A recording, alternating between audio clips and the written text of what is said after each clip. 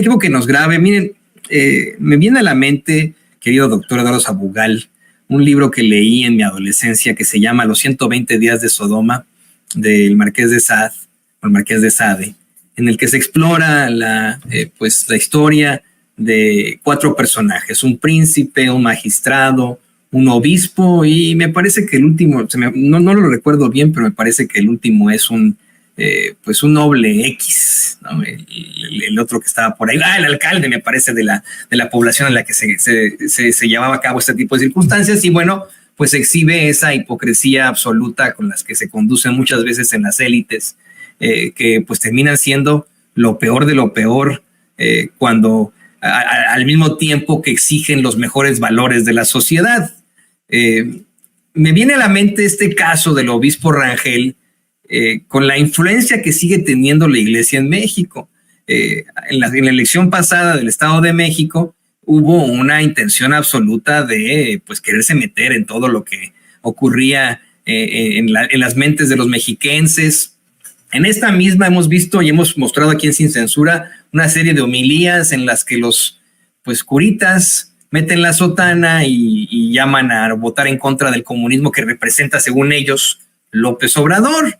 Y lo último de lo último, en un mensaje absolutamente antisemita, la oposición se inventó que supuestamente la doctora Claudia Sheinbaum iba a, de alguna otra forma, cerrar la Basílica de Guadalupe y convertirla en un museo, con una pseudonota muy, muy chafa, de un medio que es una porquería y su portal y etcétera, y que fue suficiente como para que varios bots trolls y nada más y nada menos que el muy abyecto de Manuel Cloutier lo compartieran aquí y allá, bajo la consigna de que efectivamente es eso, ¿no? Quieren convencer a la gente de que cualquier situación que no sea ellos en las élites es del diablo, querido doctor. Sí, en efecto, bueno, hay que recordar la frase de Marx, ¿no? Que a veces se saca de contexto, de que la religión es el opio del pueblo.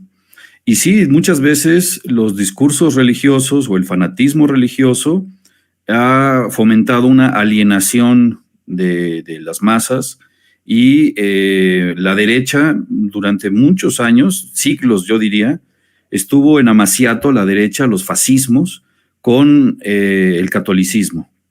Desde luego no hay que generalizar, ¿no? Hay una ala dentro de la Iglesia Católica que es progresista, que es incluso de izquierda, o que por lo menos defiende los derechos humanos, los derechos civiles, ¿no? Pienso en la teología de la liberación, pero en general el catolicismo históricamente ha sido usado por las derechas para mantener la alienación de la gente. Este discurso, esta mentira, ¿no? De que Claudia Sheinbaum podría cerrar la Basílica de Guadalupe, bueno, uno lo lee o lo escucha y nos da risa por lo absurdo, ¿no? La fake news más absurda que se les pudo haber ocurrido.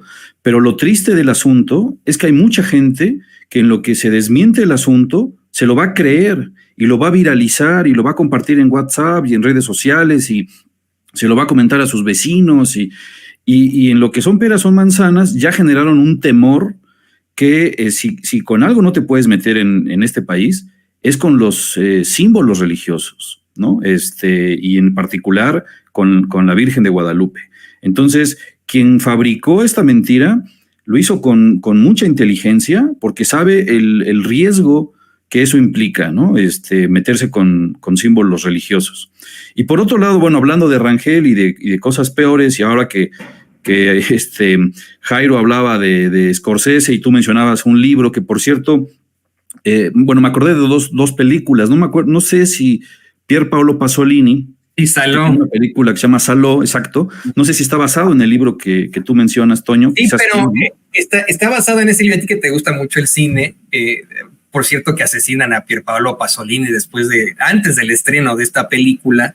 Está basado en este libro pero con una crítica adaptada al fascismo italiano, específicamente una crítica al régimen de Mussolini, ¿no? Y específicamente en esta ciudad en la que se cometieron una serie de atropellos a la gente por parte de personajes que exhibiría de alguna otra forma el Marqués de Sade. El Marqués de Sade se plantea que los 120 días de Sodoma, pues es simple y sencillamente se inspira de Gilda Rey, ya sabes, infame noble de tiempos de Juana de Arco, al que se le atribuyen cientos de muertes de niños en el medievo, pero bueno, esa es otra historia. Estamos hablando de estas desigualdades horrendas y de cómo las élites nos han castigado al pueblo, ¿no? Sí, y decíamos del amaciato entre el fascismo y cierta ala del catolicismo, sobre todo de los altos jerarcas, ¿no? Durante la dictadura de Pinochet, la Iglesia Católica participó y sabía de la desaparición de disidentes políticos, de estudiantes o miembros del Partido Comunista que eran arrojados al mar desde helicópteros. La iglesia estaba enterada de eso, ¿no? Me acuerdo de otra película que se llamó La mala educación, de Pedro Almodóvar, del 2004. Por cierto, apareció un mexicano ahí, Gael García, y en La mala educación se aborda este tema que la iglesia ha querido ocultar, pero que siguen y siguen destapando cloacas el abuso a niños y niñas, la pedofilia. Maciel aquí en México es un caso muy representativo, pero en todo el mundo hay casos similares, ¿no? Entonces, como bien cita López Obrador a Monsiváis, creo, ¿no? Que decía que la derecha, su verdadera doctrina es la hipocresía. Aquí se ve perfectamente, ¿no? En el púlpito, ante los feligreses, tienen un discurso y en privado tienen otra vida, ¿no? Es la hipocresía, que es otro rasgo parecido o similar al de la extrema derecha. Entonces, bueno, históricamente el fascismo ha estado asociado al catolicismo, lo vimos con el franquismo en España, ahora hablando de la mala educación, y en Italia, ¿no? Justamente hablando de Pasolini, pues Mussolini también se recargó mucho en la Iglesia Católica. Las dictaduras aquí en América Latina también echaron mano de la Iglesia Católica para infundir miedo y para tirar personajes o líderes de la izquierda. No, y yo quiero comentar que esa película es muy gruesa, no sé si la recomendaría o no, las carreras de muchos, la de Pierpaolo Pasolini, que es una crítica muy fuerte. A mí, bueno, en cuanto a la crítica me pareció muy interesante. Es una película extremadamente fuerte, las carreras de los actores que participaron y actrices ahí se vio un poco truncada debido al tema, debido a lo gráfica que es. De hecho, tuvo ahí la musicalización fue de nada más y nada menos que se me fue el nombre de este gran músico, este músico italiano que utilizan mucho en Hollywood. Puede ser Nino Rota o Ennio Morricone. O Morricone, ¿no? De Morricone. Morricone se enteró de la temática de la película hasta que lleva la mitad avanzada y que ya les había dado mucho del soundtrack y se quiso deslindar y no pudo, ¿no? Al fin y al cabo, pero es importante que se pueda seguir de alguna otra forma exhibiendo este tipo de circunstancias.